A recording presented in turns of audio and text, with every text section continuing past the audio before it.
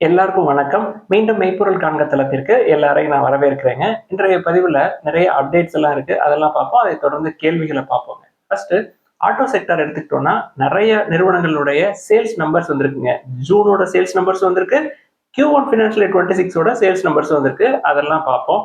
First SML issues எடுத்துக்கிட்டோம்னா, total sales June மாசம் 6.3% ஏறி இருக்குங்க. எஸ்எம்எல் இஷ்யூஸை பொறுத்த வரைக்கும் அவங்களோட கோர் பிசினஸ் அப்படின்றது கமர்ஷியல் வெஹிக்கிள்ஸ் தான். பட் பேசஞ்சர் வெஹிக்கிள்ஸ்லையும் சிக்னிஃபிகன்ட் கான்ட்ரிபியூஷன் இருக்குங்க. கார்கோ வெஹிக்கிள்ஸ் எடுத்துக்கிட்டோம்னா 41.6% ஏறி இருக்கு year on year. PV sales வந்து 2.1% குறைஞ்சிருக்குங்க இயர் ஆன் இயர். இது ஜூன் 2025 சேல்ஸ் நம்பர்.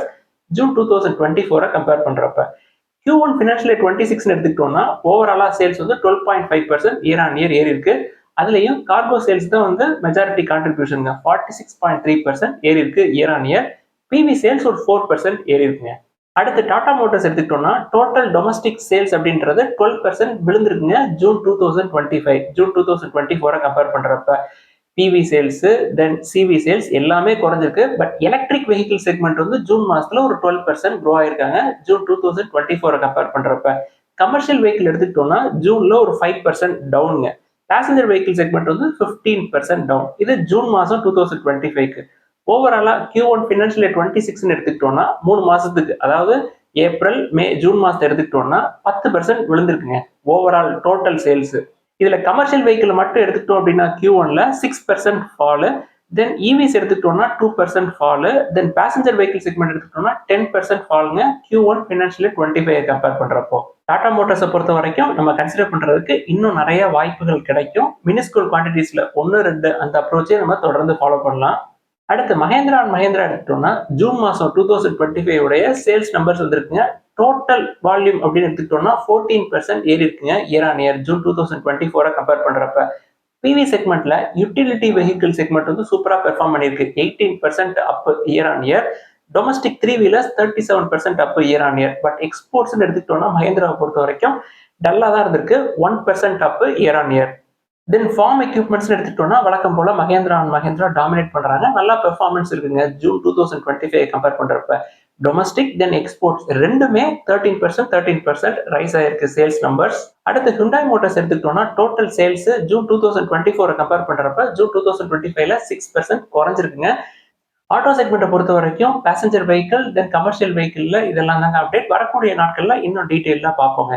அடுத்து 2 வீலர் அண்ட் 3 வீலர் செக்மெண்ட் எடுத்துக்கிட்டோம்னா ஃபர்ஸ்ட் ஹீரோ மோட்டார் கார்ப்போடைய டோட்டல் சேல்ஸ் ஜூன் 2025ல 10% ஏறி இருக்குங்க இயர் ஆன் இயர்.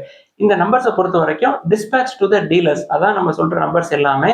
அடுத்து டிவிஎஸ் மோட்டார் கம்பெனி எடுத்துக்கிட்டோம்னா சூப்பரான பெர்ஃபார்மன்ஸ். டோட்டல் சேல்ஸ் வந்து 20% ஏறி இருக்கு இயர் ஆன் இயர் ஜூன் 2025ல ஜூன் 2024 கம்பேர் பண்றப்ப.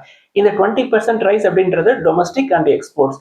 டோட்டல் எக்ஸ்போர்ட்ஸ் மட்டும் எடுத்துக்கிட்டோம்னா 54% ஏறி இருக்குங்க year on year. So exports 54% அப்படின்னா டொமஸ்டிக் சேல்ஸ் வந்து அடி வாங்கியிருக்கு அப்படின்றத நம்ம புரிஞ்சுக்கணும்.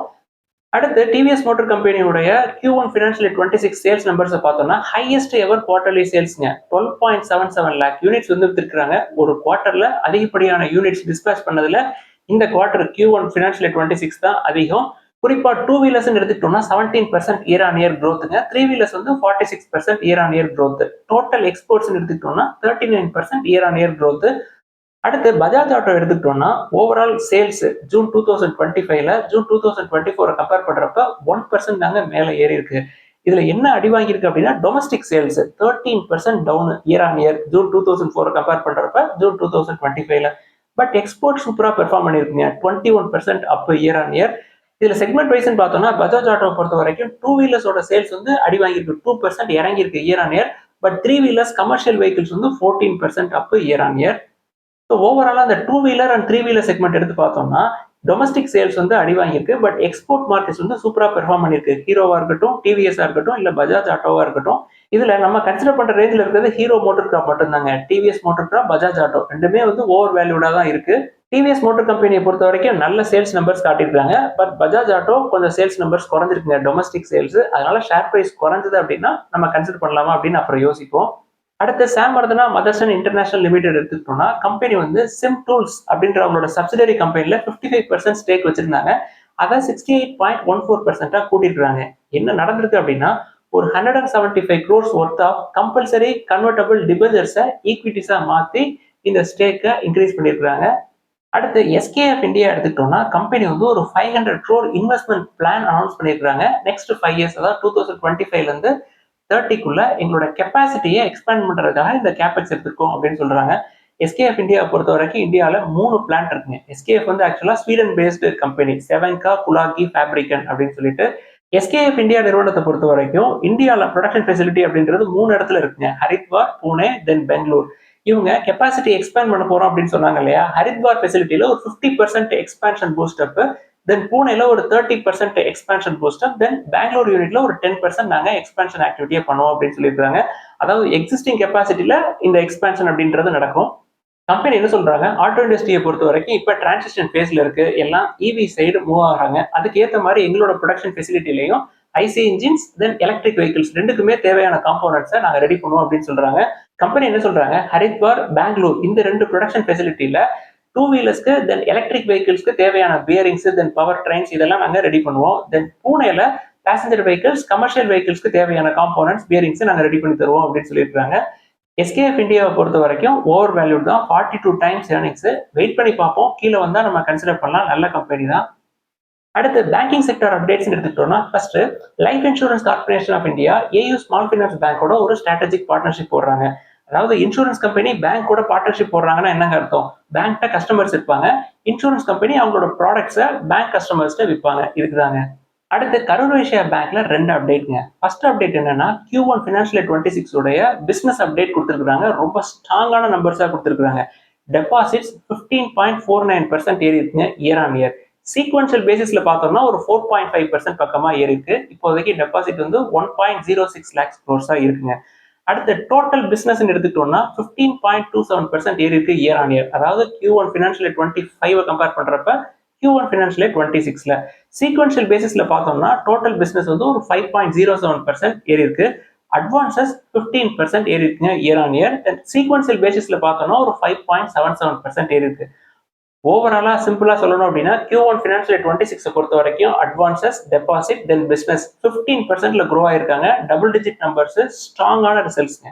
அடுத்து 2வது அப்டேட் என்னன்னா கரூர் வைஸ்யா பேங்க் வந்து ஸ்ரீமா ஜெனரல் இன்சூரன்ஸ் கம்பெனியோட ஒரு பேங்க் அஷூரன்ஸ் அலையன்ஸ் வந்து ஃபார்ம் பண்ணிருக்காங்க. கேவிபியை பொறுத்த வரைக்கும் ரூரல் இந்தியாவில் அவங்களோட பிரசன்ஸ் வந்து ரொம்ப ஸ்ட்ராங்கா இருக்குங்க. நிறைய கஸ்டமர்ஸ் இருப்பாங்க ரூரல் இந்தியாவில். ஸோ இன்சூரன்ஸ் ப்ராடக்ட்டை ரூரல் இந்தியாவில் பெனட்ரேட் பண்றதுக்காக ஸ்ரீமா ஜெனரல் இன்சூரன்ஸ் அலையன்ஸ் ஃபார்ம் பண்ணியிருக்காங்க கேவிபி கூட. அடுத்து சவுத் இந்தியன் பேங்க்குடைய Q1 financial year 26 business update வந்துருக்குங்க. ஸ்டெடி க்ரோத்துங்க. டெபாசிட்ஸ் வந்து 9.07% ஏறி இருக்கு year on year. Gross advances ஒரு 8.02% ஏறி இருக்கு. CASA deposit 9.06% year on year ஏறி இருக்கு. காசா ரேஷியோவும் சீக்வன்ஷியல் பேசிஸ்ல ஏறதாங்க செஞ்சிருக்கு. Q4 ஃபினான்ஷியல் இயர் 25ல ஒரு 31.5க்கு பக்கமா இருந்தது. இப்ப காசா ரேஷியோ 32.06% இருக்கு. எல்லாமே நல்ல நம்பர்ஸ் தான். பேங்க் வந்து இப்பயுமே கன்சிடரபிள் ரேஞ்சில தான் இருக்கு. புக் வேல்யூக்கு கீழே தான் இருக்கு. அடுத்து ஃபெடரல் பேங்க் எடுத்துக்கிட்டோம்னா கம்பெனியோட போர்டு வந்து ஃபண்ட் ரைஸ் பண்றதுக்கு அப்ரூவ் பண்ணிருக்காங்க. கிட்டத்தட்ட ஒரு 6,000 crores டெட் அண்ட் ஈக்விட்டி. இது ஃபெடரல் பேங்க் நல்ல அப்டேட். அடுத்து வோடஃபோன் ஐடியா நிறுவனம் எடுத்துக்கிட்டோம்னா ஷேர் ஹோல்டர்ஸ்ல இருந்து ஃபண்ட் ரைஸ் பண்றதுக்கு அப்ரூவல் கிடைச்சிருக்குங்க ஒரு 20,000 crores. இது நல்ல செய்தி தான். பட் நான் என்ட்ரு ஆகிற அளவுக்கு நல்ல செய்தியா அப்படின்னு கேட்டா இல்லைங்க. கம்பெனிக்கு கடன் ரொம்ப ரொம்ப ஜாஸ்தி, உள்ள போய் மாட்டிக்கூடாது. அடுத்து இன்னைக்கு கேள்விகளுக்குள்ள போயிடலாங்க. ஃபர்ஸ்ட் ஒரு நண்பர் வந்து நான் இண்டிகோ ஷேர்ஸ் ஒரு 3,000 ருபீஸ்ல கன்சிடர் பண்ணியிருந்தேன் சார், இப்போ 6,000 பக்கமா வந்துருச்சு, 5 ஷேர் வச்சிருக்கிறதா எழுதியிருக்கிறாருங்க. ஸோ மினிஸ்கூல் குவான்டிட்டிஸ்ல கன்சிடர் பண்ணாலும் நல்ல ப்ராஃபிட் கிடைக்கும் அப்படின்றதுக்கு இது ஒரு நல்ல எக்ஸாம்பிள். சாரோட கொஸ்டின் என்ன அப்படின்னா, இண்டிகோக்கு டெட் டு ஈக்விட்டி கொஞ்சம் அதிகமா இருக்கே சார், நம்ம தொடர்ந்து ஹோல்ட் பண்ணலாமா அப்படின்னு சொல்லி கேட்கிறாருங்க. இண்டிகோவை பொறுத்த வரைக்கும் மார்க்கெட் ஷேர் அவங்களுக்கு 60%க்கு மேல இருக்குங்க. மார்க்கெட் லீடர்ஸ் அவங்க தான். ஸோ தொடர்ந்து நம்ம ஹோல்ட் பண்ணலாம். கொஞ்சம் கடன் இருக்கிறது பெரிய பிரச்சனையா எனக்கு தெரியல. அந்த பிசினஸை பொறுத்த வரைக்கும் பிசினஸை எக்ஸ்பேண்ட் பண்றதுக்கு கடன் வாங்கி தாங்க எக்ஸ்பேண்ட் பண்ணணும். வேல்யூவேஷன்ஸும் நல்ல வேல்யூவேஷன்ல தான் இருக்கு. இப்பயுமே 30 or 31 டைம்ஸ் ஏர்னிங்ஸ்ல இருக்கும்னு நினைக்கிறேங்க. ஸோ இன்னும் மேலே போறதுக்கு வாய்ப்புகள் பிரகாசமா இருக்கும். தொடர்ந்து ஹோல்ட் பண்ணலாம். 5 தானே வச்சிருக்கீங்க. அடுத்து ஐடிசி கன்சிடரபிள் ரேஞ்சில் தான் இருக்கா அப்படின்னு சொல்லி ஒரு நண்பர் கேட்டிருக்காங்க. இப்பயுமே நல்ல வேல்யூவேஷன்ல தான் இருக்கு. மற்ற எஃப்எம்சிஜி கம்பெனிஸை விட ஐடிசி சீப்பான வேல்யூவேஷன்ல தான் இருக்கு. உடனே மேல போகாது, உங்களுக்கு தொடர்ந்து ஈல்டு வந்துகிட்டே இருக்கும். அடுத்த ஒரு நண்பர் வந்து கர்நாடகா பேங்க் பத்தி கேட்டிருக்கிறாங்க. அதாவது 2008ல ஒரு பிரைஸ் இருந்தது, ஹையர் பிரைஸ். அதுக்கப்புறம் மறுபடியும் 100க்கு வந்தது, அப்புறம் 200, தென் 2024ல 286. இப்ப மறுபடியும் மேலே கீழே போயிட்டு வந்துட்டே இருக்கு. லாங் டேர்ம் ஷேர் ஹோல்டர்ஸ்க்கு என்ன கிடைச்சிருக்கும் அப்படின்னு சொல்லி கேட்டிருக்கிறாங்க. நண்பர் வந்து ஒரு தடவை 35ல நீண்ட நாட்கள் இருந்தது. தென் 70ல ஒரு வருஷத்துக்கு பக்கமா இருந்தது. ஸோ ஷேர் பிரைஸ் இறங்குறப்ப எல்லாம் நம்ம ஆவரேஜ் பண்ணியிருந்தோம் அப்படின்னா, ஆவரேஜ் ஷேர் பிரைஸ் அப்படின்றது ஒரு 100க்குள்ளேயே மெயின்டைன் பண்ணியிருக்கலாங்க. ஸோ 100 வச்சிருந்தாலும் ஆவரேஜ் ஷேர் பிரைஸ் இன்னைக்கு 100% ரிட்டர்ன். இது ஒரு பக்கெட்டு. தென் லாஸ்ட் 15 இயர்ஸ்ல டிவிடெண்ட்லாம் வந்திருக்கும். அந்த டிவிடெண்ட்லாம் நம்ம போட்டு பார்த்தோம் அப்படின்னா, அதெல்லாம் மைனஸ் பண்றப்ப ஆவரேஜ் ஷேர் பிரைஸ் அப்படின்றது ஒரு 60ல இருந்து ரூ. 70 தாங்க இருக்கும். ஸோ இன்னைக்கு 70 அப்படின்னா இதுவே வந்து ஒரு 2 டைம்ஸ்க்கு மேல உங்களுக்கு ரிட்டர்ன்ஸ் கிடைச்சிருக்கும். ஸோ இன்வெஸ்ட்மெண்ட்ஸை பொறுத்த வரைக்கும் கன்சிஸ்டன்சி ரொம்ப முக்கியங்க. தொடர்ந்து நம்ம மினிஸ்கூல் குவான்டிட்டிஸ்ல கன்சிடர் பண்ணிக்கிட்டே இருக்கணும். ஷேர் பிரைஸ் இறங்க இறங்க இறங்க எப்பப்பெல்லாம் இறங்குதோ அதெல்லாம் கன்சிடர் பண்ணோம் அப்படின்னா நம்மளுக்கு லாங் டேர்ம்ல பெனிஃபிட் கிடைக்கும் அப்படின்றதுக்கு நல்ல எக்ஸாம்பிள் கர்நாடகா பேங்க் தான். அடுத்து பிசிஎல் இண்டஸ்ட்ரீஸ் அப்படின்ற நிறுவனத்தை பத்தி கேட்டிருக்காங்க. டெட் டு ஈக்விட்டி எனக்கு ரொம்ப அதிகமா தெரியுதுங்க. 0.67 பக்கமா தெரியுது. அடுத்து Consolidated Finvest and Holdings Limited பத்தி கேட்டிருக்காங்க. ஒரு ஸ்மால் கேப் என்பிஎஃப்சிங்க. நம்மள்ட்ட ஏற்கனவே banking, financial services, gold loan company, micro finance நிறைய இருக்குங்க. இதை விட நல்ல வேல்யூவேஷன்ல. அடுத்து டொரண்ட் பவர் பத்தி கேட்குறாங்க. டொரண்ட் பவரை பொறுத்த வரைக்கும் டெட் டு ஈக்விட்டி கொஞ்சம் அதிகங்க. 0.50 இருக்கு. ஒரு லார்ஜ் கேப் கம்பெனி மாதிரி தான் இருக்கு. டாடா பவரோட நல்ல வேல்யூவேஷன் இருக்கு அப்படின்னு சொல்றாங்க. பட் டாடா குரூப்க்கு இருக்க பேக்கப் அளவுக்கு டொரண்ட் பவருக்கு இருக்கா அப்படின்றது ஒரு கேள்வி. அது போக லாஸ்ட் 1 இயர்ல ரெவன்யூ பாத்தீங்கன்னா தொடர்ந்து குறைஞ்சிட்டே இருக்கு. 24 டைம்ஸ் ஏர்னிங்ஸ் தான் இருக்கு. மார்க்கெட் கேப் ஒரு 75,000 crore இருக்குங்க. பட் இன்னும் குறைஞ்சா கன்சிடர் பண்ணலாம். இப்போ எனக்கு ஓவர் வேல்யூடா தான் தெரியுது. 15 to 20 டைம்ஸ் ஏர்னிங்ஸ் வந்து நம்ம பார்க்கலாம். அடுத்து டிசிஎஸ் நிறுவனத்தை பத்தி கேட்டிருக்காங்க. திருப்பி பழைய உச்சத்துக்கு போறதுக்கு வாய்ப்பு இருக்கா அப்படின்னு சொல்லிட்டு பெர்ஃபார்மன்ஸ் ஆஃப் த கம்பெனி தாங்க அதை டிசைட் பண்ணோம். Q1 ஃபினான்ஷியல் இயர் 26 வந்து என்ன கேட்டா பிளாட்டா தான் இருக்கும் அப்படின்னு நான் நம்புறேன். பிளாட்டா இருந்தது அப்படின்னா டிசிஎஸ் இன்னும் கீழே தான் வரும். நேத்து ஜெரோம் பவல் அவர்கள் சொல்லியிருக்கிறாருங்க. அதாவது ட்ரம்ப் அவர்களுடைய டாரிஃப் அதுக்கான பாதிப்புகள், அதாவது இந்த இன்ஃபிளேஷன் மறுபடியும் ஏற ஆரம்பிக்கும். இனி வரக்கூடிய மாதங்கள்ல தான் அந்த டாரிஃபோட பாதிப்புகள் தெரியும் அப்படின்னு சொல்றாரு. ஸோ அந்த பாதிப்புகள் இந்தியாவில் இருக்கிற ஐடி நிறுவனங்கள் நம்ம பார்க்கறதுக்கு இன்னும் 1 வருஷம் ஆகும். அடுத்து ஹெச்டிபி ஃபினான்ஷியல் சர்வீசஸ் பத்தி நிறைய கேள்விகள் இருந்ததுங்க. எனக்கு வந்து அலாட் ஆயிடுச்சு. அதை வந்து ப்ராஃபிட்ல கொடுத்துட்றதா இல்லை ஹோல்ட் பண்றதா அப்படின்னு சொல்லி கேட்டிருக்காங்க. எனக்கும் அலாட் ஆயிடுச்சுங்க. நான் வந்து அதை லாங் டேர்ம்ல ஹோல்ட் பண்ணோம் அப்படின்றதுக்காக தான் அப்ளை பண்ணேன். லிஸ்டிங் கெயின்காக மட்டும் நம்ம அப்ளை பண்ற மாதிரி இருந்தா நிறைய ஐபிஓ வந்ததுங்க. எல்லாத்தையுமே அப்ளை பண்ணி லிஸ்டிங் கெயினை பார்த்துக்கலாம். நம்ம வந்து ஹோல்ட் பண்றதுக்காக வாங்கணும். ஸோ தொடர்ந்து ஹோல்டு தான். ஹோல்ட் பண்றதுக்கு முன்னாடி வேல்யூவேஷன்ஸை தெரிஞ்சுக்கணுங்க. பிரைஸ் டு ஏர்னிங்ஸ் வந்து 28 டைம்ஸ், பிரைஸ் டு புக் வந்து ஒரு 3.72 டைம்ஸ். கொஞ்சம் ஓவர் வேல்யூட் தான். 740க்கு கீழே வந்தாலும் நான் தொடர்ந்து கன்சிடர் பண்ணுவேன் அப்படின்னு நினைக்கிறவங்க தொடர்ந்து ஹோல்ட் பண்ணலாங்க.